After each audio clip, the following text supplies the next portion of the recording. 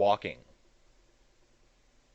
I wish to speak a word for nature, for absolute freedom and wildness, as contrasted with a freedom and culture merely civil. To regard man as an inhabitant, or a part and parcel of nature, rather than a member of society. I wish to make an extreme statement, if so I may make an emphatic one, for there are enough champions of civilization. The minister and the school committee and every one of you will take care of that. I have met with but one or two persons in the course of my life who understood the art of walking, that is, taking walks, who had a genius, so to speak, for sauntering, which word is beautifully derived from idle people who roved about the country in the Middle Ages and asked charity under the pretense of going à la Sainte Terre to the Holy Land, till the children exclaimed, "There goes a Saint Terre, a saunterer, a Holy Lander." They who never go to the Holy Land in their walks, as they pretend, are indeed mere idlers and vagabonds, but they who do go there are saunterers in the good sense, such as I mean. Some, however, would derive the word from sans terre, without land or a home, which, therefore, in the good sense will mean having no particular home, but equally at home everywhere. For this is the secret of successful sauntering. He who sits still in a house all the time may be the greatest vagrant of all, but the saunterer, in the good sense, is no more vagrant than the meandering river, which is all the while sedulously seeking the shortest course to the sea. But I prefer the first, which, indeed, is the most probable derivation. For every walk is a sort of crusade, preached by some Peter the Hermit in us, to go forth and reconquer this Holy Land from the hands of the infidels. It is true, we are but faint-hearted crusaders, even the walkers nowadays, who undertake no persevering, never-ending enterprises. Our expeditions are but tours, and come round again at evening to the old hearthside from which we set out. Half the walk is but retracing our steps. We should go forth on the shortest walk, perchance, in the spirit of undying adventure, never to return, prepared to send back our embalmed hearts only as relics to our desolate kingdoms. If you are ready to leave father and mother, and brother and sister, and wife and child and friends, and never see them again, if you have paid your debts, and made your will, and settled all your affairs, and you are a free man, then you are ready for a walk. To come down to my own experience, my companion and I, for I sometimes have a companion, take pleasure in fancying ourselves knights of a new, or rather an old, order, not equestrians or chevaliers, not ridders or riders, but walkers, a still more ancient and honorable class, I trust. The chivalric and heroic spirit which once belonged to the rider now seems to reside in, or perchance to have subsided into, the walker. Not the knight, but the walker errant. He is a sort of fourth estate, outside of church, and state, and people. We have felt that we almost alone hereabouts practised this noble art, though, to tell the truth, at least if their own assertions are to be received, most of my townsmen would fain walk sometimes, as I do, but they cannot. No wealth can buy the requisite leisure, freedom, and independence which are the capital in this profession. It comes only by the grace of God. It requires a direct dispensation from heaven to become a walker. You must be born into the family of the walkers. Ambulator nascitur, non fit. Some of my townsmen, it is true, can remember and have described to me some walks which they took 10 years ago, in which they were so blessed as to lose themselves for half an hour in the woods. But I know very well that they have confined themselves to the highway ever since, whatever pretensions they may make to belong to this select class. No doubt they were elevated for a moment as by the reminiscence of a previous state of existence, when even they were foresters and outlaws. When he came to green wood in a merry morning, there he heard the notes small of birds merry singing. "It is fair gone," said Robin, "that I was last here. Me list a little for to shoot at the dawny deer. I think that I cannot preserve my health and spirits unless I spend 4 hours a day at least, and it is commonly more than that, sauntering through the woods and over the hills and fields, absolutely free from all worldly engagements. You may safely say, a penny for your thoughts, or 1,000 pounds. When sometimes I am reminded that the mechanics and shopkeepers stay in their shops not only all the forenoon, but all the afternoon too, sitting with crossed legs, so many of them, as if the legs were made to sit upon, and not to stand or walk upon, I think that they deserve some credit for not having all committed suicide long ago. I, who cannot stay in my chamber for a single day without acquiring some rust, and when sometimes I have stolen forth for a walk at the 11th hour, or 4 o'clock in the afternoon, too late to redeem the day, when the shades of night were already beginning to be mingled with the daylight, have felt as if I had committed some sin to be atoned for, I confess that I am astonished at the power of endurance, to say nothing of the moral insensibility, of my neighbors who confine themselves to shops and offices the whole day, for weeks and months, aye, and years almost together. I know not what manner of stuff they are of, sitting there now at 3 o'clock in the afternoon, as if it were 3 o'clock in the morning. Bonaparte may talk of the 3 o'clock in the morning courage, but it is nothing to the courage which can sit down cheerfully at this hour in the afternoon over against oneself whom you have known all the morning, to starve out a garrison to whom you are bound by such strong ties of sympathy. I wonder that about this time, or say between 4 and 5 o'clock in the afternoon, too late for the morning papers and too early for the evening ones, there is not a general explosion heard up and down the street, scattering a legion of antiquated and house-bred notions and whims to the four winds, for an airing, and so the evil cure itself. How womankind, who are confined to the house still more than men, stand it I do not know. But I have ground to suspect that most of them do not stand it at all. When, early in a summer afternoon, we have been shaking the dust of the village from the skirts of our garments, making haste past those houses with purely Doric or Gothic fronts, which have such an air of repose about them, my companion whispers that probably about these times their occupants are all gone to bed. Then it is that I appreciate the beauty and the glory of architecture, which itself never turns in, but forever stands out and erect, keeping watch over the slumberers. No doubt temperament, and above all, age, have a good deal to do with it. As a man grows older, his ability to sit still and follow indoor occupations increases. He grows vespertinal in his habits as the evening of life approaches, till at last he comes forth only just before sundown and gets all the walk that he requires in half an hour. But the walking of which I speak has nothing in it akin to taking exercise, as it is called, as the sick take medicine at stated hours, as the swinging of dumbbells or chairs, but is itself the enterprise and adventure of the day. If you would get exercise, go in search of the springs of life.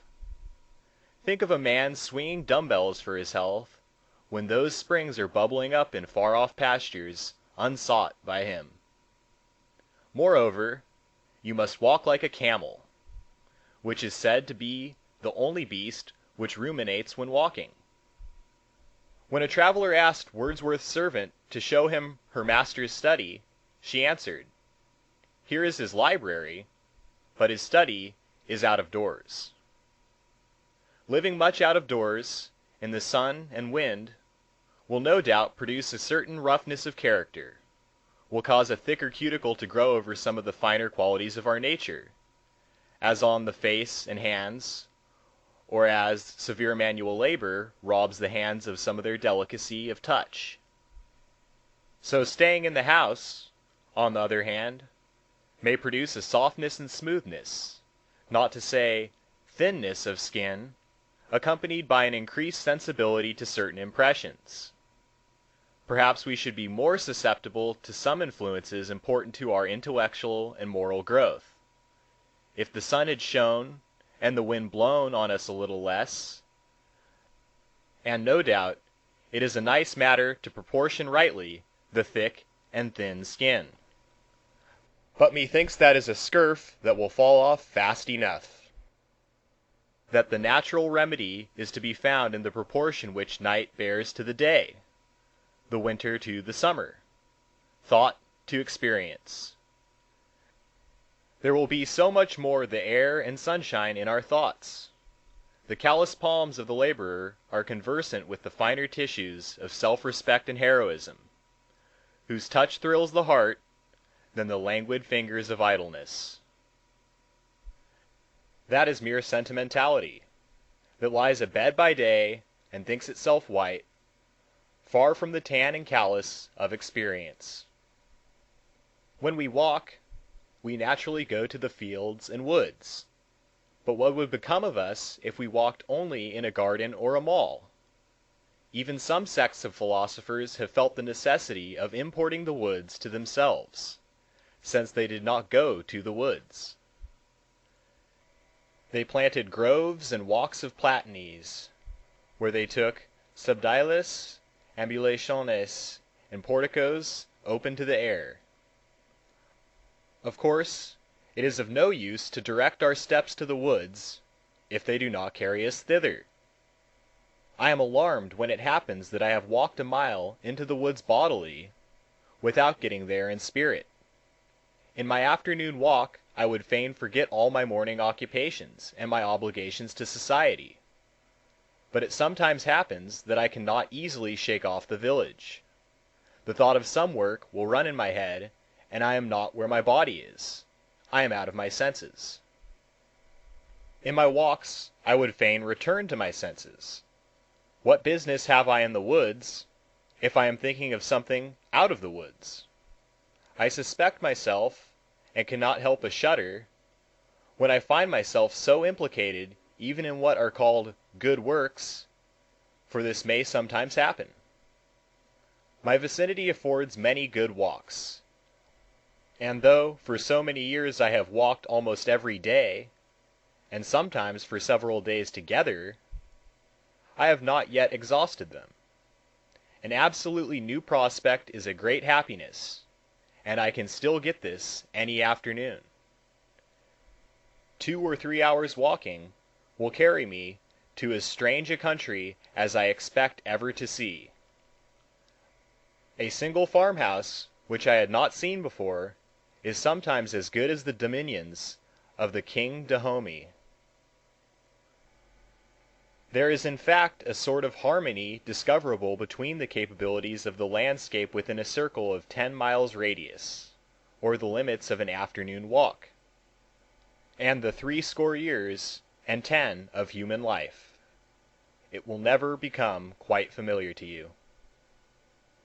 Nowadays, almost all man's improvements, so called, as the building of houses, and the cutting down of the forest and of all large trees, simply deform the landscape and make it more and more tame and cheap.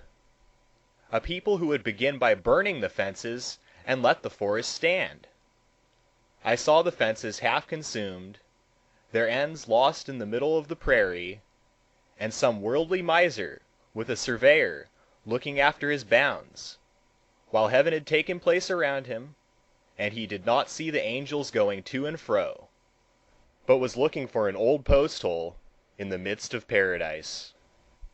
I looked again, and saw him standing in the middle of a boggy Stygian fen, surrounded by devils, and he had found his bounds without a doubt, 3 little stones, where a stake had been driven, and looking nearer, I saw that the Prince of Darkness was his surveyor.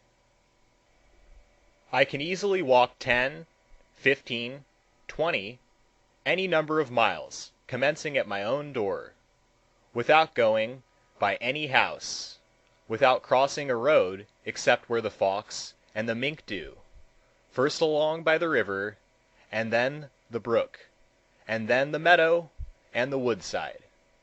There are square miles in my vicinity which have no inhabitant. From many a hill I can see civilization, and the abodes of man afar.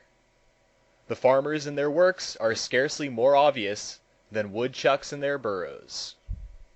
Man and his affairs, church and state and school, trade and commerce, and manufactures and agriculture, even politics, the most alarming of them all, I am pleased to see how little space they occupy in the landscape. Politics is but a narrow field, and that still narrower highway yonder leads to it.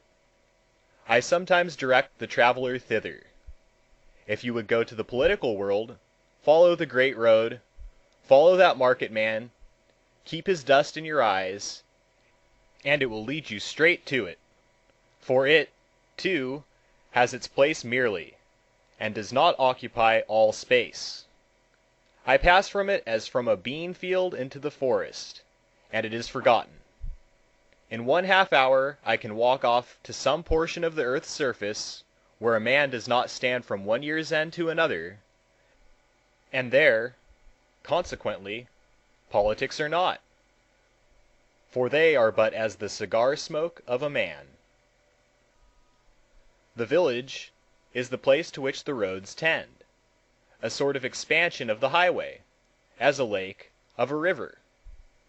It is the body of which roads are the arms and legs, a trivial or quadrivial place, the thoroughfare and ordinary of travelers. The word is from the Latin villa, which together with via, a way, or more anciently ved and vella, Varro derives from veho, to carry, because the villa is the place to and from which things are carried. They who got their living by teaming were said vellaturam facere. Hence, too, the Latin word vils, and our vile, also villain. This suggests what kind of degeneracy villagers are liable to.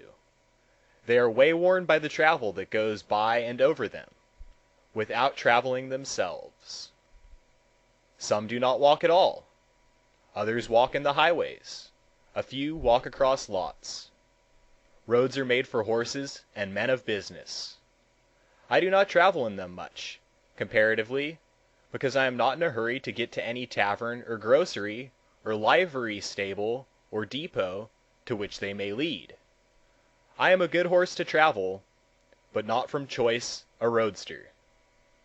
The landscape painter uses the figures of men to mark a road. He would not make that use of my figure. I walk out into nature such as the old prophets and poets, Manu, Moses, Homer, Chaucer, walked in. You may name it America, but it is not America, neither Americus Vespucius, nor Columbus, nor the rest were the discoverers of it. There is a truer account of it in mythology than in any history of America, so called, that I have seen. However, there are a few old roads that may be trodden with profit, as if they led somewhere now that they are nearly discontinued. There is the old Marlborough road, which does not go to Marlborough now, methinks, unless that is Marlborough where it carries me. I am the bolder to speak of it here, because I presume that there are 1 or 2 such roads in every town. The old Marlborough road, where they once dug for money, but never found any, where sometimes Marshal Miles singly files, and Elijah Wood, I fear for no good, no other man save Elisha Dugan, O man of wild habits, partridges and rabbits, who hast no cares, only to set snares, who lives stall alone, close to the bone, and where life is sweetest, constantly eatest. When the spring stirs my blood with the instinct to travel, I can get enough gravel on the old Marlborough Road. Nobody repairs it, for nobody wears it. It is a living way, as the Christians say. Not many there be who enter therein, only the guests of the Irishman Quin. What is it, what is it, but a direction out there, and the bare possibility of going somewhere? Great guide-boards of stone, but travelers none. Cenotaphs of the towns, named on their crowns. It is worth going to see, where you might be. What king did the thing? I am still wondering. Set up how or when? By what select men? Gorgas or Lee? Clark or Darby? They're a great endeavor to be something forever. Blank tablets of stone, where a traveler might groan, and in one sentence grave all that is known, which another might read in his extreme need. I know one or two lines that would do, literature that might stand all over the land, which a man could remember till next December, and read again in the spring, after the thawing. If with fancy unfurled you leave your abode, you may go round the world by the old Marlborough Road. At present, in this vicinity, the best part of the land is not private property. The landscape is not owned, and the walker enjoys comparative freedom. But possibly the day will come when it will be partitioned off into so-called pleasure grounds, in which a few will take a narrow and exclusive pleasure only. When fences shall be multiplied, and man-traps and other engines invented to confine men to the public road, and walking over the surface of God's earth shall be construed to mean trespassing on some gentleman's grounds. To enjoy a thing exclusively is commonly to exclude yourself from the true enjoyment of it. Let us improve our opportunities, then, before the evil days come. What is it that makes it so hard sometimes to determine whither we will walk? I believe that there is a subtle magnetism in nature, which, if we unconsciously yield to it, will direct us aright. It is not indifferent to us which way we walk. There is a right way, but we are very liable from heedlessness and stupidity to take the wrong one. We would fain take that walk never yet taken by us through this actual world, which is perfectly symbolical of the path which we love to travel in the interior and ideal world, and sometimes, no doubt, we find it difficult to choose our direction, because it does not yet exist distinctly in our idea. When I go out of the house for a walk, uncertain as yet whither I will bend my steps, and submit myself to my instinct to decide for me, I find, strange and whimsical as it may seem, that I finally and inevitably settle southwest, towards some particular wood or meadow or deserted pasture or hill in that direction. My needle is slow to settle, varies a few degrees, and does not always point due southwest. It is true, and it has good authority for this variation, but it always settles between west and south-southwest. The future lies that way to me, and the earth seems more unexhausted and richer on that side. The outline which would bound my walks would be, not a circle, but a parabola, or rather like one of those cometary orbits which have been thought to be non-returning curves. In this case opening westward, in which my house occupies the place of the sun. I turn round and round, irresolute sometimes for a quarter of an hour. until I decide, for a thousandth time, that I will walk into the southwest or west. Eastward I go only by force, but westward I go free. Thither no business leads me. It is hard for me to believe that I shall find fair landscapes or sufficient wildness and freedom behind the eastern horizon. I am not excited by the prospect of a walk thither, but I believe that the forest which I see in the western horizon stretches uninterruptedly toward the setting sun, and there are no towns nor cities in it of enough consequence to disturb me. Let me live where I will. On this side is the city, on that the wilderness, and I am ever leaving the city more and more and withdrawing into the wilderness. I should not lay so much stress on this fact, if I did not believe that something like this is the prevailing tendency of my countrymen. I must walk toward Oregon, and not toward Europe. And that way the nation is moving, and I may say that mankind progresses from east to west. Within a few years we have witnessed the phenomenon of a southeastward migration in the settlement of Australia. But this affects us as a retrograde movement, and, judging from the moral and physical character of the first generation of Australians, has not yet proved a successful experiment. The Eastern Tartars think that there is nothing west beyond Tibet. The world ends there, say they. Beyond there is nothing but a shoreless sea. It is unmitigated east where they live. We go eastward to realize history and study the works of art and literature, retracing the steps of the race. We go westward, as into the future, with a spirit of enterprise and adventure. The Atlantic is a Lethean stream, in our passage over which we have had an opportunity to forget the Old World and its institutions. If we do not succeed this time, there is perhaps one more chance for the race left before it arrives on the banks of the Styx, and that is in the Lethe of the Pacific, which is 3 times as wide. I know not how significant it is, or how far it is evidence of singularity, that an individual should thus consent in his pettiest walk with the general movement of the race. But I know that something akin to the migratory instinct in birds and quadrupeds, which in some instances is known to have affected the squirrel tribe, impelling them to a general and mysterious movement, in which they were seen, say some, crossing the broadest rivers, each on its particular chip, with its tail raised for a sail, and bridging narrower streams with their dead. That something like the furor which affects the domestic cattle in the spring, and which is referred to a worm in their tails, affects both nations and individuals, either perennially or from time to time.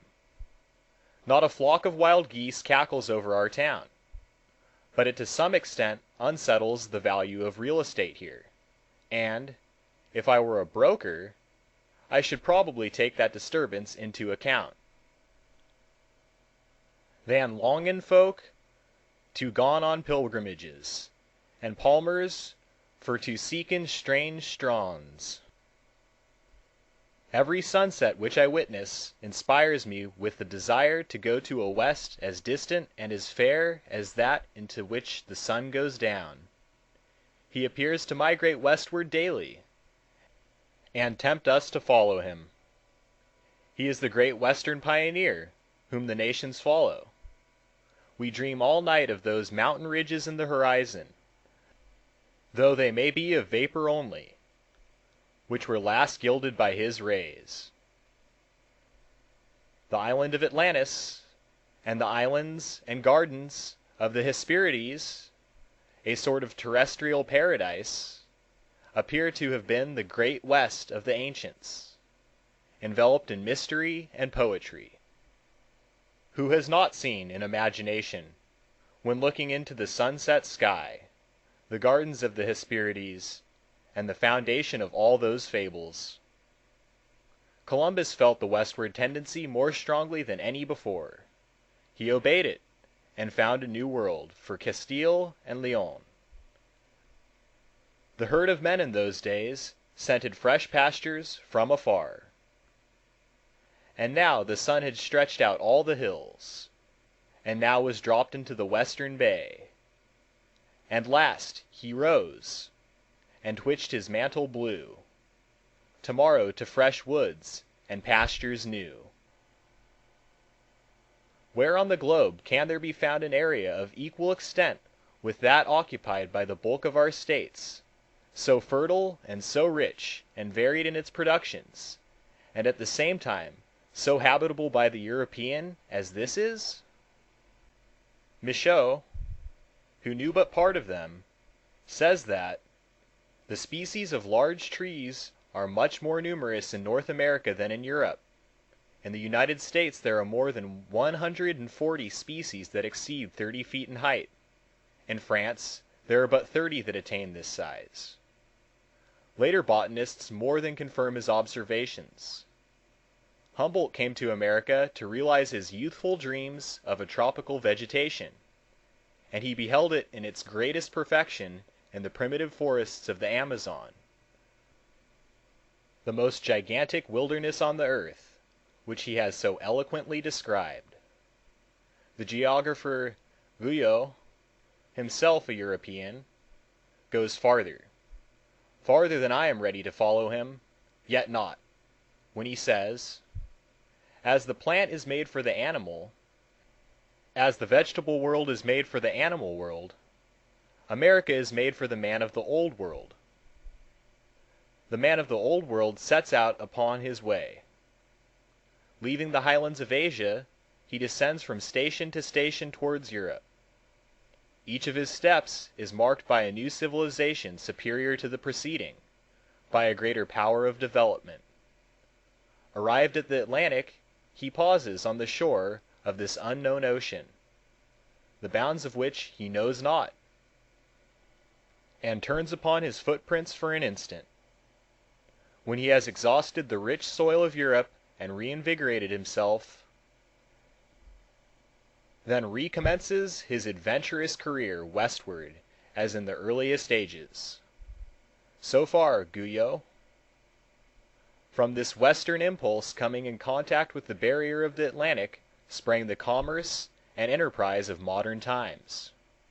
The younger Michaux, in his Travels West of the Alleghenies, in 1802, says that the common inquiry in the newly settled West was, "From what part of the world have you come?"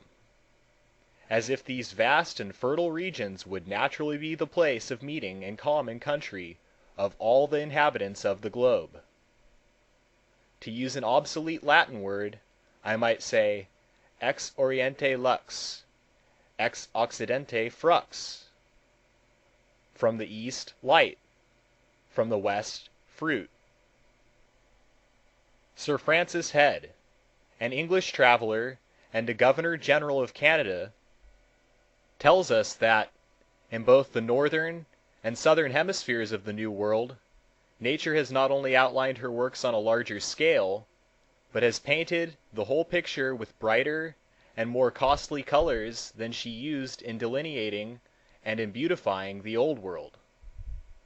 The heavens of America appear infinitely higher, the sky is bluer, the air is fresher, the cold is intenser, the moon looks larger, the stars are brighter, the thunder is louder, the lightning is vivider, the wind is stronger, the rain is heavier, the mountains are higher, the rivers longer, the forests bigger, the plains broader. This statement will do at least to set against Buffon's account of this part of the world and its productions. Linnaeus said long ago, "Nesico quae facias laeta glabra plantis Americanis." I know not what there is of joyous and smooth in the aspect of American plants. And I think that in this country there are no, or at most very few, Africanae bestiae, African beasts, as the Romans called them, and that in this respect also it is peculiarly fitted for the habitation of man. We are told that within 3 miles of the center of the East Indian city of Singapore, some of the inhabitants are annually carried off by tigers, but the traveler can lie down in the woods at night almost anywhere in North America without fear of wild beasts. These are encouraging testimonies.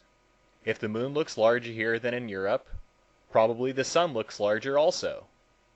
If the heavens of America appear infinitely higher, and the stars brighter, I trust that these facts are symbolical of the height to which the philosophy and poetry and religion of her inhabitants may one day soar. At length, perchance, the immaterial heaven will appear as much higher to the American mind, and the intimations that star it as much brighter. For I believe that climate does thus react on a man, as there is something in the mountain air that feeds the spirit and inspires. Will not man grow to greater perfection intellectually as well as physically under these influences? Or is it unimportant how many foggy days there are in his life? I trust that we shall be more imaginative, that our thoughts will be clearer, fresher, and more ethereal, as our sky, our understanding more comprehensive and broader, like our plains, our intellect generally on a grander scale, like our thunder and lightning, our rivers and mountains and forests. And our hearts shall even correspond in breadth and depth and grandeur to our inland seas. Perchance there will appear to the traveler something, he knows not what, of Leta and Glabra, of joyous and serene, in our very faces. Else to what end does the world go on? And why was America discovered? To Americans, I hardly need to say, westward the star of empire takes its way. As a true patriot, I should be ashamed to think that Adam in paradise was more favorably situated on the whole than the backwoodsman in this country. Our sympathies in Massachusetts are not confined to New England. Though we may be estranged from the South, we sympathize with the West. There is the home of the younger sons, as among the Scandinavians, they took to the sea for their inheritance. It is too late to be studying Hebrew. It is more important to understand even the slang of today. Some months ago, I went to see a panorama of the Rhine. It was like a dream of the Middle Ages. I floated down its historic stream in something more than imagination, under bridges built by the Romans, and repaired by later heroes, past cities and castles whose very names were music to my ears, and each of which was the subject of a legend. There were Ehrenbreitstein and Rolandseck and Koblenz, which I knew only in history. They were ruins that interested me chiefly. There seemed to come up from its waters and its vine-clad hills and valleys a hushed music as of crusaders departing for the Holy Land. I floated along under the spell of enchantment, as if I had been transported to an heroic age, and breathed an atmosphere of chivalry.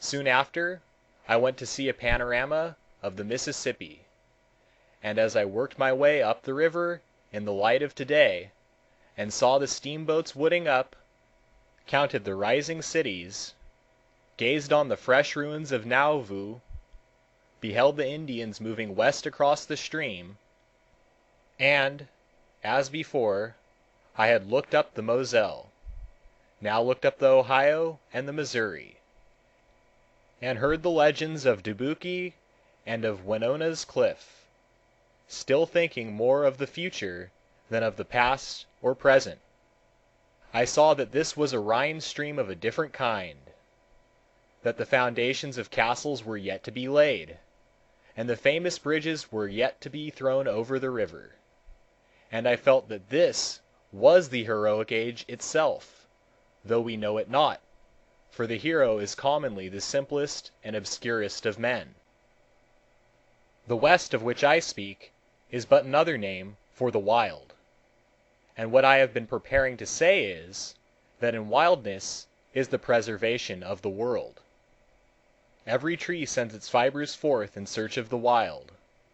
The cities import it at any price. Men plow and sail for it. From the forest and wilderness come the tonics and barks which brace mankind. Our ancestors were savages. The story of Romulus and Remus being suckled by a wolf is not a meaningless fable. The founders of every state which has risen to eminence have drawn their nourishment and vigor from a similar wild source. It was because the children of the empire were not suckled by the wolf that they were conquered and displaced by the children of the northern forests, who were. I believe in the forest, and in the meadow, and in the night in which the corn grows. We require an infusion of hemlock, spruce, or arbor vitae in our tea. There is a difference between eating and drinking for strength, and from mere gluttony. The Hottentots eagerly devour the marrow of the kudu and other antelopes raw, as a matter of course. Some of our northern Indians eat raw marrow of the Arctic reindeer, as well as various other parts, including the summits of the antlers, as long as they are soft. And herein, perchance, they have stolen a march on the cooks of Paris. They get what usually goes to feed the fire. This is probably better than stall-fed beef and slaughterhouse pork to make a man of. Give me a wildness, whose glance no civilization can endure, as if we lived on the marrow of kudus devoured raw. There are some intervals which border the strain of the wood thrush, to which I would migrate, wild lands where no settler has squatted, to which, methinks, I am already acclimated. The African hunter coming tells us that the skin of the eland, as well as that of most other antelopes just killed, emits the most delicious perfume of trees and grass. I would have every man so much like a wild antelope, so much a part and parcel of nature, that his very person should thus sweetly advertise our senses of his presence, and remind us of those parts of nature which he most haunts. I feel no disposition to be satirical.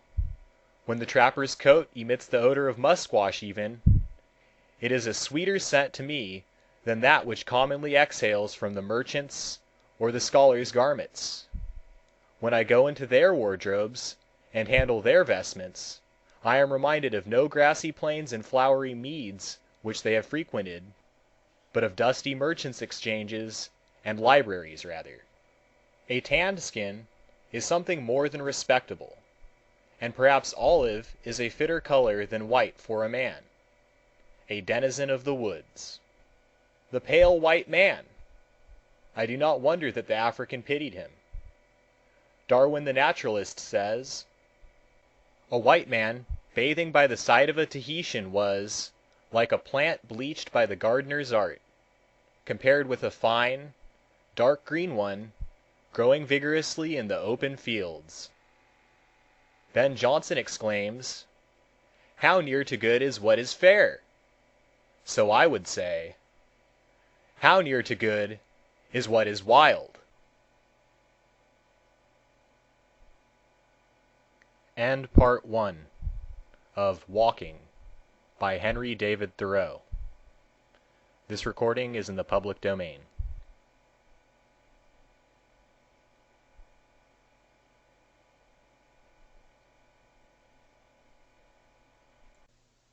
Walking by Henry David Thoreau. Part 2. Life consists with wildness. The most alive is the wildest. Not yet subdued to man, its presence refreshes him. One who pressed forward incessantly, and never rested from his labors, who grew fast and made infinite demands on life, would always find himself in a new country or wilderness, and surrounded by the raw material of life. He would be climbing over the prostrate stems of primitive forest trees. Hope and the future for me are not in lawns and cultivated fields, not in towns and cities, but in the impervious and quaking swamps. When, formerly, I have analyzed my partiality for some farm which I had contemplated purchasing, I have frequently found that I was attracted solely by a few square rods of impermeable and unfathomable bog, a natural sink in one corner of it. That was the jewel which dazzled me. I derive more of my subsistence from the swamps which surround my native town than from the cultivated gardens in the village. There are no richer parterres to my eyes than the dense beds of dwarf Andromeda, Cassandra caliculata, which cover these tender places on the earth's surface. Botany cannot go farther than tell me the names of the shrubs which grow there. The high blueberry, panicled Andromeda, lambkill, azalea, and rhodora, all standing in the quaking sphagnum. I often think that I should like to have my house front on this mass of dull red bushes, omitting other flower pots and borders, transplanted spruce and trim box, even gravelled walks, to have this fertile spot under my windows.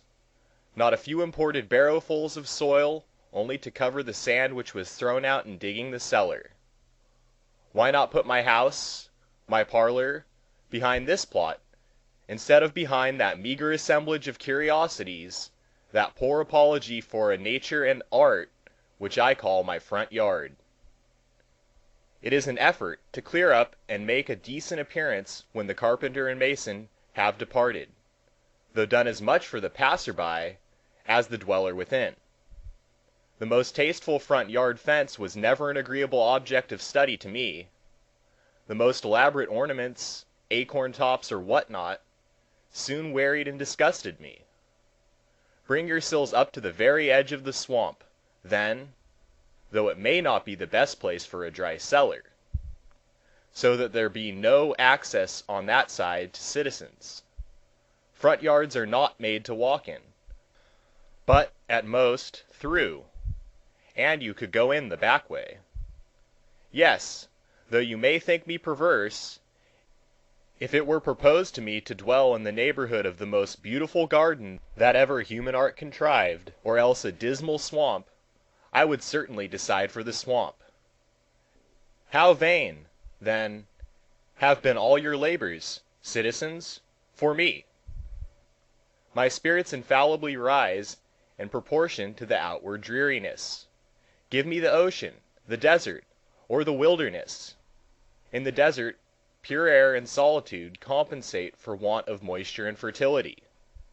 The traveler Burton says of it, "Your morale improves. You become frank and cordial, hospitable and single-minded." In the desert, spirituous liquors excite only disgust. There is a keen enjoyment in a mere animal existence.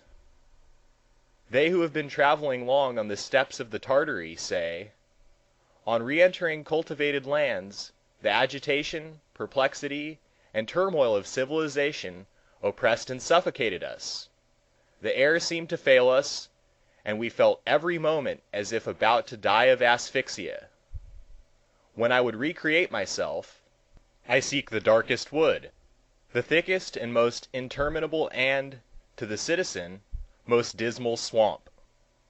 I enter a swamp as a sacred place, a sanctum sanctorum. There is the strength, the marrow of nature.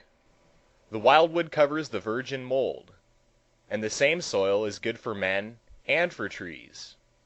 A man's health requires as many acres of meadow to his prospect as his farm does loads of muck. There are the strong meats on which he feeds. A town is saved, not more by the righteous men in it than by the woods and swamps that surround it. A township where one primitive forest waves above, while another primitive forest rots below, such a town is fitted to raise not only corn and potatoes, but poets and philosophers for the coming ages. In such a soil grew Homer and Confucius and the rest. And out of such a wilderness comes the reformer, eating locusts and wild honey. To preserve wild animals implies generally the creation of a forest for them to dwell in or resort to. So it is with man. 100 years ago, they sold bark in our streets peeled from our own woods. In the very aspect of those primitive and rugged trees there was, methinks, a tanning principle, which hardened and consolidated the fibers of men's thoughts. Ah! Already I shudder for these comparatively degenerate days of my native village, when you cannot collect a load of bark of good thickness, and we no longer produce tar and turpentine. The civilized nations, Greece, Rome, England, have been sustained by the primitive forests which anciently rotted where they stand. They survive as long as the soil is not exhausted. Alas for human culture! Little is to be expected of a nation, when the vegetable mold is exhausted, and it is compelled to make manure of the bones of its fathers. There the poet sustains himself merely by his own superfluous fat, and the philosopher comes down on his marrow bones. It is said to be the task of the American to work the virgin soil, and that agriculture here already assumes proportions unknown everywhere else. I think that the farmer displaces the Indian even because he redeems the meadow, and so makes himself stronger and in some respects more natural. I was surveying for a man the other day a single straight line 132 rods long, through a swamp at whose entrance might have been written the words which Dante read over the entrance to the infernal regions, "Leave all hope, ye that enter," that is, of ever getting out again, where at one time I saw my employer actually up to his neck in swimming for his life in his property, though it was still winter. He had another similar swamp which I could not survey at all, because it was completely under water, and, nevertheless, with regard to a third swamp, which I did survey from a distance, he remarked to me, true to his instincts, that he would not part with it for any consideration on account of the mud which it contained. And that man intends to put a girdling ditch round the whole in the course of 40 months, and so redeem it by the magic of his spade. I refer to him only as the type of a class. The weapons with which we have gained our most important victories, which should be handed down as heirlooms from father to son, are not the sword and the lance, but the bushwhack, the turf cutter, the spade, and the bog hoe, rusted with the blood of many a meadow, and begrimed with the dust of many a hard-fought field. The very winds blew the Indian's cornfield into the meadow, and pointed out the way which he had not the skill to follow. He had no better implement with which to entrench himself in the land than a clamshell, but the farmer is armed with the plow and spade. In literature it is only the wild that attracts us. Dullness is but another name for tameness. It is the uncivilized, free, and wild thinking in Hamlet and the Iliad, and all the scriptures and mythologies, not learned in the schools, that delights us. As the wild duck is more swift and beautiful than the tame, so is the wild, the mallard thought, which, mid falling dews, wings its way above the fens. A truly good book is something as natural, and as unexpectedly and unaccountably fair and perfect, as a wildflower discovered on the prairies of the West or in the jungles of the East. Genius is a light which makes the darkness visible, like the lightning's flash, which perchance shatters the temple of knowledge itself, and not a taper lighted at the hearthstone of the race, which pales before the light of common day. English literature, from the days of the minstrels to the lake poets, Chaucer and Spenser and Milton, and even Shakespeare included, breathes no quite fresh and, in this sense, wild strain. It is an essentially tame and civilized literature, reflecting Greece and Rome. Her wilderness is a greenwood, her wild man a Robin Hood. There is plenty of genial love of nature, but not so much of nature herself. Her chronicles inform us when her wild animals, but not when the wild man in her, became extinct. The science of Humboldt is one thing, poetry is another thing. The poet today, notwithstanding all the discoveries of science and the accumulated learning of mankind, enjoys no advantage over Homer. Where is the literature which gives expression to nature? He would be a poet who could impress the winds and streams into his service, to speak for him, who nailed words to their primitive senses, as farmers drive down stakes in the spring, which the frost has heaved, who derived his words as often as he used them, transplanted them to his page with earth adhering to their roots, whose words were so true and fresh and natural that they would appear to expand like the buds at the approach of spring, though they lay half smothered between two musty leaves in a library. Aye, to bloom and bear fruit there, after their kind, annually, for the faithful reader, in sympathy with surrounding nature.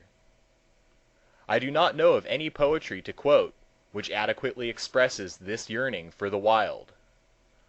Approached from this side, the best poetry is tame. I do not know where to find in any literature, ancient or modern, any account which contents me of that nature which even I am acquainted. You will perceive that I demand something which no Augustan nor Elizabethan age, which no culture, in short, can give. Mythology comes nearer to it than anything. How much more fertile a nature, at least, has Grecian mythology in its root than English literature? Mythology is the crop which the old world bore before its soil was exhausted, before the fancy and imagination were affected with blight, and which it still bears, wherever its pristine vigor is unabated. All other literatures endure only as the elms which overshadow our houses. But this is like the great dragon tree of the Western Isles, as old as mankind, and whether that does or not, will endure as long, for the decay of other literatures makes the soil in which it thrives. The West is preparing to add its fables to those of the East. The valleys of the Ganges, the Nile, and the Rhine, having yielded their crop, it remains to be seen what the valleys of the Amazon, the Platte, the Orinoco, the St. Lawrence, and the Mississippi will produce. Perchance when, in the course of ages, American liberty has become a fiction of the past, as it is to some extent a fiction of the present, the poets of the world will be inspired by American mythology. The wildest dreams of wild men, even, are not the less true, though they may not recommend themselves to the sense which is most common among Englishmen and Americans today. It is not every truth that recommends itself to the common sense. Nature has a place for the wild clematis, as well as for the cabbage. Some expressions of truth are reminiscent, others merely sensible, as the phrase is, others prophetic. Some forms of disease, even, may prophesy forms of health. The geologist has discovered that the figures of serpents, griffins, flying dragons, and other fanciful embellishments of heraldry, have their prototypes in the forms of fossil species which were extinct before man was created, and hence indicate a faint and shadowy knowledge of a previous state of organic existence. The Hindus dreamed that the earth rested on an elephant, and the elephant on a tortoise, and the tortoise on a serpent. And though it may be an unimportant coincidence, it will not be out of place here to state that a fossil tortoise has lately been discovered in Asia large enough to support an elephant.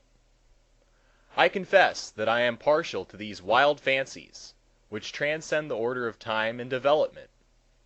They are the sublimest recreation of the intellect. The partridge loves peas, but not those that go with her into the pot. In short, all good things are wild and free.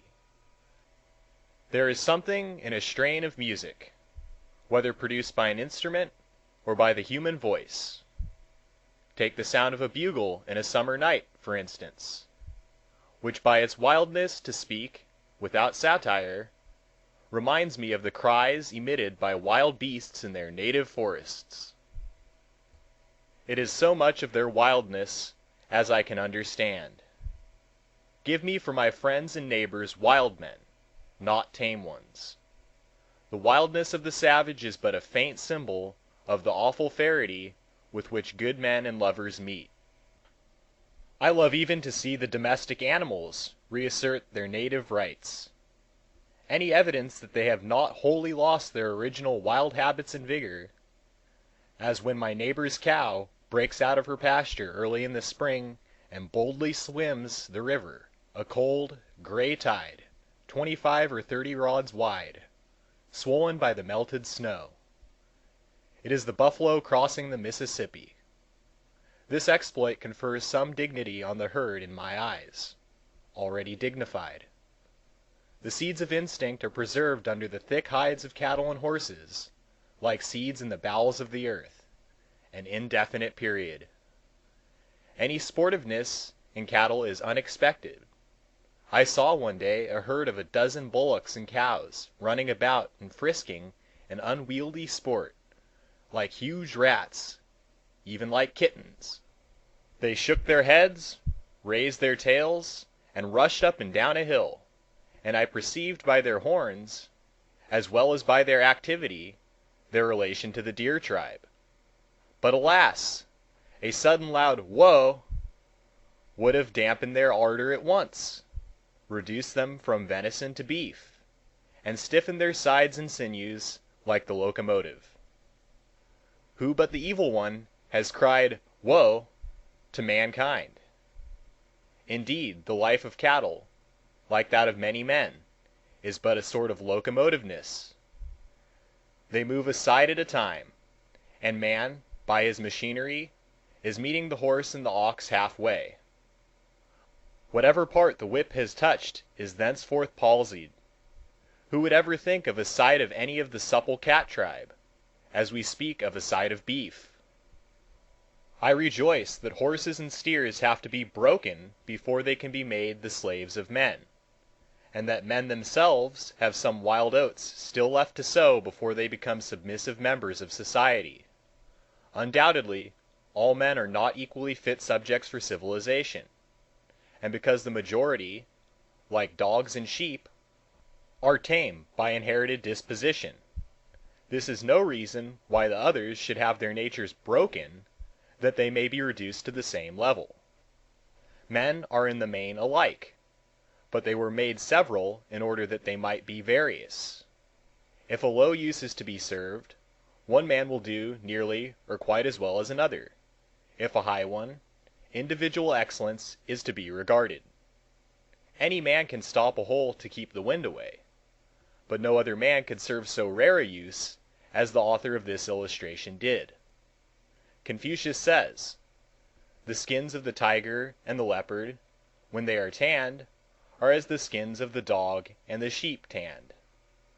But it is not the part of a true culture to tame tigers, any more than it is to make sheep ferocious. And tanning their skins for shoes is not the best use to which they can be put. When looking over a list of men's names in a foreign language, as of military officers, or of authors who have written on a particular subject, I am reminded once more that there is nothing in a name. The name Menschikoff, for instance, has nothing in it to my ears more human than a whisker, and it may belong to a rat. As the names of the Poles and Russians are to us, so are ours to them. It is as if they had been named by the child's rigmarole. Iry, fiery, a cheery Van Tittletoltan. I see in my mind a herd of wild creatures swarming over the earth, and to each the herdsman has affixed some barbarous sound in his own dialect. The names of men are, of course, as cheap and meaningless as Bose and Tray, the name of dogs. Methinks it would be some advantage to philosophy if men were named merely in the gross, as they are known. It would be necessary only to know the genus and perhaps the race or variety, to know the individual. We are not prepared to believe that every private soldier in a Roman army had a name of his own, because we have not supposed that he had a character of his own. At present, our only true names are nicknames. I knew a boy who, from his peculiar energy, was called Buster by his playmates, and this rightly supplanted his Christian name. Some travelers tell us that an Indian had no name given him at first, but earned it, and his name was his fame, and among some tribes he acquired a new name with every new exploit. It is pitiful when a man bears a name for convenience merely, who has earned neither name nor fame. I will not allow mere names to make distinctions for me, but still see men in herds for all them. A familiar name cannot make a man less strange to me. It may be given to a savage who retains in secret his own wild title earned in the woods. We have a wild savage in us, and a savage name is perchance somewhere recorded as ours. I see that my neighbor, who bears the familiar epithet William or Edwin, takes it off with his jacket. It does not adhere to him when asleep or in anger, or aroused by any passion or inspiration. I seem to hear pronounced by some of his kin at such a time his original wild name in some jaw-breaking or else melodious tongue. Here is this vast, savage, hovering mother of ours, Nature, lying all around with such beauty and such affection for her children, as the leopard, and yet we are so early weaned from her breast to society, to that culture which is exclusively an interaction of man on man, a sort of breeding in and in, which produces at most a merely English nobility, a civilization destined to have a speedy limit. In society, in the best institutions of men, it is easy to detect a certain precocity. When we should still be growing children, we are already little men. Give me a culture which imports much muck from the meadows and deepens the soil, not that which trusts to heating manures and improved implements and modes of culture only. Many a poor, sore-eyed student that I have heard of would grow faster, both intellectually and physically, if instead of sitting up so very late, he honestly slumbered a fool's allowance. There may be an excess even of informing light. Nietzsche, a Frenchman, discovered actinism, that power in the sun's rays which produces a chemical effect, that granite rocks and stone structures and statues of metal are all alike destructively acted upon during the hours of sunshine, and, but for provisions of nature no less wonderful, would soon perish under the delicate touch of the most subtle of the agencies of the universe. But he observed that those bodies which underwent this change during the daylight possessed the power of restoring themselves to their original conditions during the hours of night, when this excitement was no longer influencing them. Hence it has been inferred that the hours of darkness are as necessary to the inorganic creation as we know night and sleep are to the organic kingdom. Not even does the moon shine every night, but gives place to darkness. I would not have every man nor every part of a man cultivated, any more than I would have every acre of earth cultivated. Part will be tillage, but the greater part will be meadow and forest, not only serving an immediate use, but preparing a mold against a distant future, by the annual decay of the vegetation which it supports. There are other letters for the child to learn than those which Cadmus invented. The Spaniards have a good term to express this wild and dusky knowledge: Grammatica parda, tawny grammar, a kind of mother wit derived from that same leopard to which I have referred. We have heard of a society for the diffusion of useful knowledge. It is said that knowledge is power, and the like. Methinks there is equal need of a society for the diffusion of useful ignorance, what we will call beautiful knowledge, a knowledge useful in a higher sense. For what is most of our boasted so-called knowledge but a conceit that we know something, which robs us of the advantage of our actual ignorance? What we call knowledge is often our positive ignorance, ignorance our negative knowledge. By long years of patient industry and reading of the newspapers, for what are the libraries of science but files of newspapers, a man accumulates a myriad facts, lays them up in his memory, and then, when in some spring of his life he saunters abroad into the great fields of thought, he, as it were, goes to grass like a horse, and leaves all his harness behind in the stable. I would say to the Society for the Diffusion of Useful Knowledge, sometimes, go to grass. You have eaten hay long enough. The spring has come with its green crop. The very cows are driven to their country pastures before the end of May, though I have heard of one unnatural farmer who kept his cow in the barn and fed her on hay all the year round. So frequently, the Society for the Diffusion of Useful Knowledge treats its cattle. A man's ignorance sometimes is not only useful, but beautiful, while his knowledge, so called, is oftentimes worse than useless, besides being ugly. Which is the best man to deal with?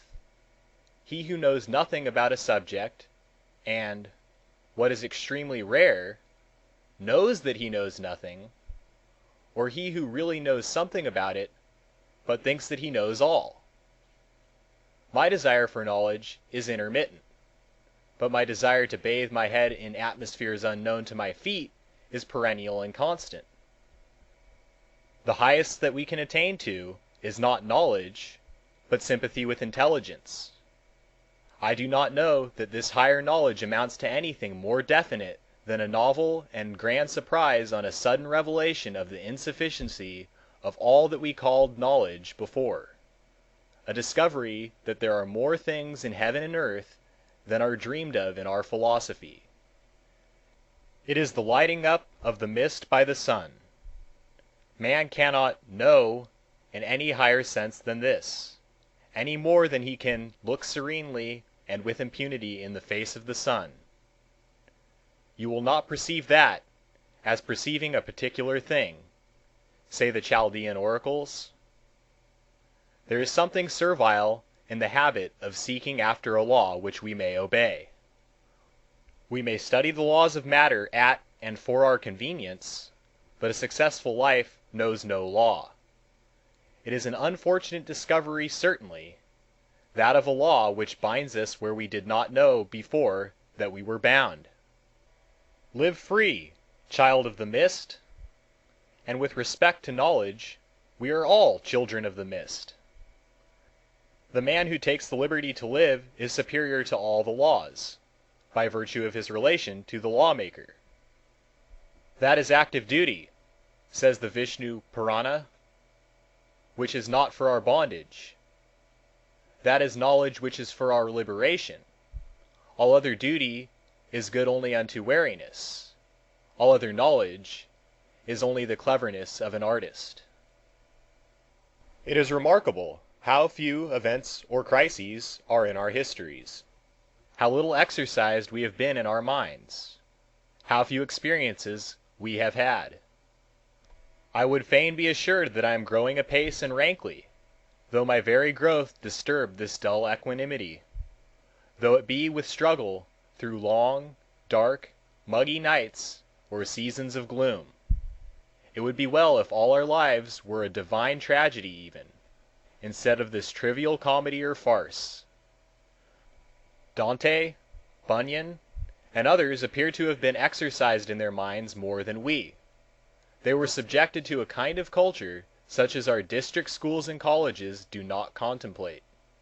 Even Mohammed, though many may scream at his name, had a good deal more to live for, ay, and to die for, than they have commonly. When, at rare intervals, some thought visits one, as perchance he is walking on a railroad, then indeed the cars go by without his hearing them.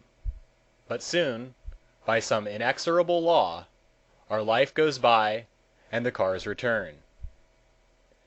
Gentle breeze, that wanderest unseen, and bendest the thistles round Loira of storms, traveller of the windy glens, why hast thou left my ear so soon?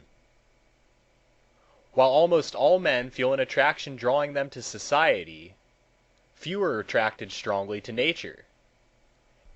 In their reaction to nature, men appear to me, for the most part, notwithstanding their arts, lower than the animals. It is not often a beautiful relation, as in the case of animals. How little appreciation of the beauty of the landscape there is among us! We have to be told that the Greeks called the world beauty or order, but we do not see clearly why they did so, and we esteem it at best only a curious philological fact. For my part, I feel that with regard to nature I live a sort of border life, on the confines of a world into which I make occasional and transient forays only, and my patriotism and allegiance to the state into whose territories I seem to retreat are those of a moss trooper. Unto a life which I call natural, I would gladly follow even a will-o'-the-wisp through bogs and sloughs unimaginable, but no moon nor firefly has shown me the causeway to it. Nature is a personality, so vast and universal that we have never seen one of her features. The walker in the familiar fields which stretch around my native town sometimes finds himself in another land than is described by their owner's deeds, as it were some faraway field on the confines of the actual Concord, where her jurisdiction ceases, and the idea which the word Concord suggests ceases to be suggested.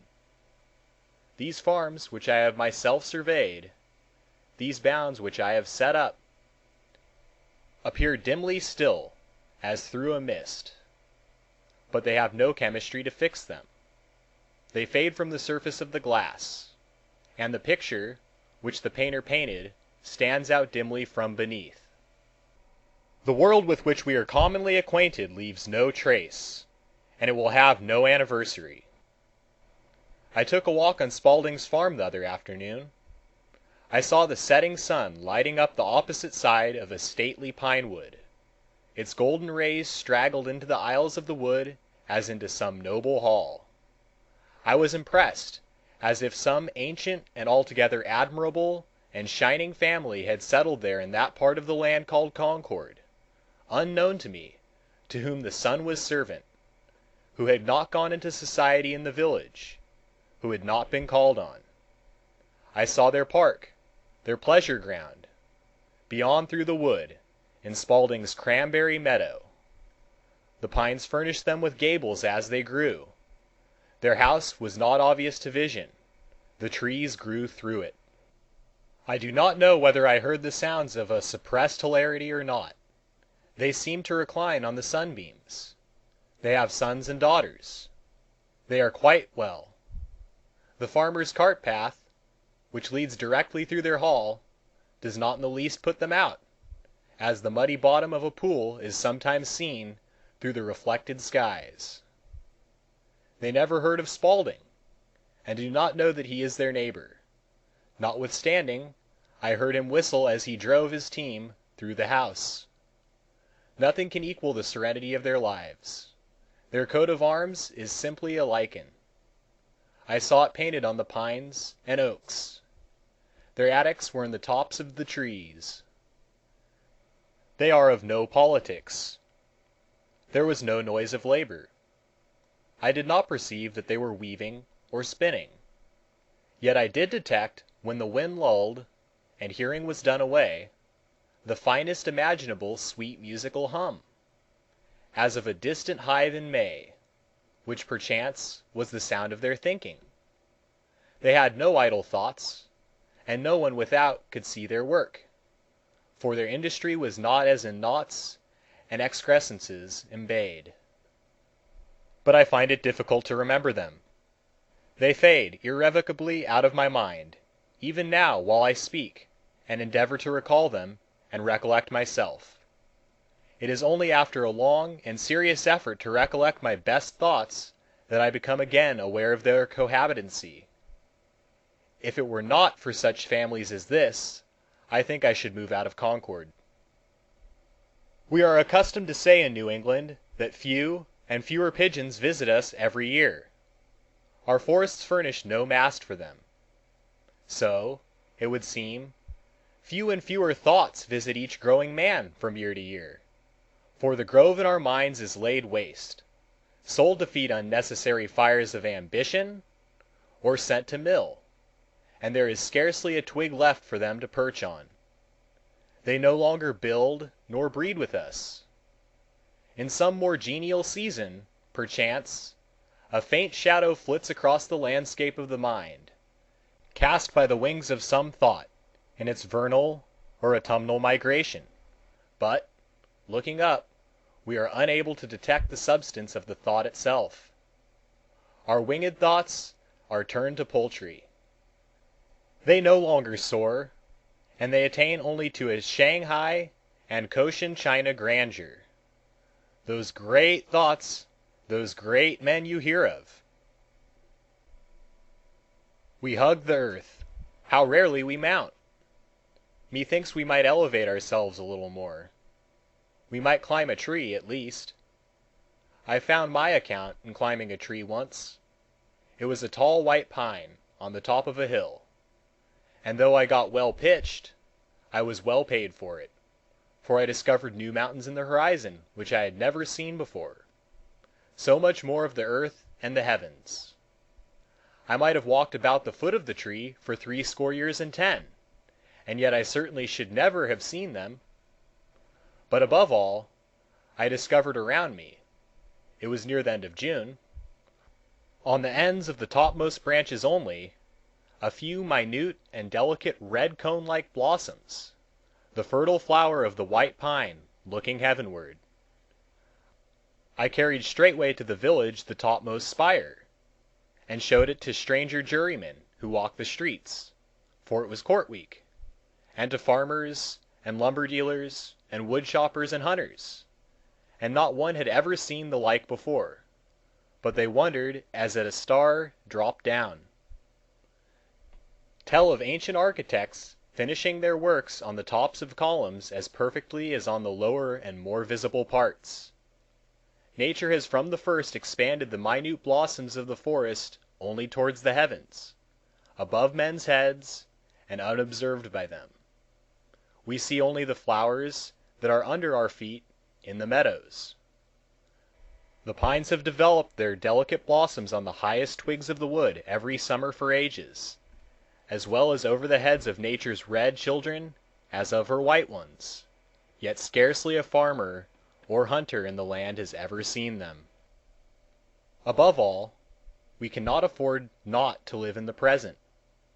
He is blessed over all mortals who loses no moment of the passing life in remembering the past. Unless our philosophy hears the cock crow in every barnyard within our horizon, it is belated. That sound commonly reminds us we are growing rusty and antique in our employments and habits of thought. His philosophy comes down to a more recent time than ours. There is something suggested by it that is a newer testament, the gospel according to this moment. He has not fallen astern. He has got up early and kept up early, and to be where he is to be in season, in the foremost rank of time. It is an expression of the health and soundness of nature, a brag for all the world, healthiness as of a spring burst forth, a new fountain of the Muses, to celebrate this last instant of time. Where he lives no fugitive slave laws are passed. Who has not betrayed his master many times since he last heard that note? The merit of this bird's strain is in its freedom from all plaintiveness. The singer can easily move us to tears or to laughter, but where is he who can excite in us a pure morning joy? When in doleful dumps, breaking the awful stillness of our wooden sidewalk on a Sunday, or perchance, a watcher in the house of mourning, I hear a cockerel crow far or near, I think to myself, there is one of us well, at any rate, and with a sudden gush return to my senses. We had a remarkable sunset one day last November. I was walking in a meadow, the source of a small brook, when the sun at last, just before setting, after a cold, gray day, reached a clear stratum in the horizon, and the softest, brightest morning sunlight fell on the dry grass and on the stems of the trees in the opposite horizon and on the leaves of the shrub oaks on the hillside, while our shadows stretched long over the meadow eastward, as if we were only motes in its beams. It was such a light as we would not have imagined a moment before, and the air was so warm and serene that nothing was wanting to make a paradise of that meadow. When we reflected that this was not a solitary phenomenon, never to happen again, but that it would happen forever and ever, an infinite number of evenings, and cheer and reassure the latest child that walked there, it was more glorious still. The sun sets on some retired meadow where no house is visible, with all the glory and splendor that it lavishes on cities, and perchance as it has never set before, where there is but a solitary marsh hawk to have its wings gilded by it, or only a musquash looks out from his cabin, and there is some little black-veined brook in the midst of the marsh, just beginning to meander, winding slowly round a decaying stump. We walked in so pure and bright a light, gilding the withered grass and leaves, so softly and serenely bright, I thought I had never bathed in such a golden flood, without a ripple or a murmur to it. The west side of every wood and rising ground gleamed like the boundary of Elysium, and the sun on our backs seemed like a gentle herdsman driving us home at evening. So we sauntered toward the Holy Land, till one day the sun shall shine more brightly than ever he has done, shall perchance shine into our minds and hearts, and light up our whole lives with a great awakening light, as warm and serene and golden as on a bankside in autumn.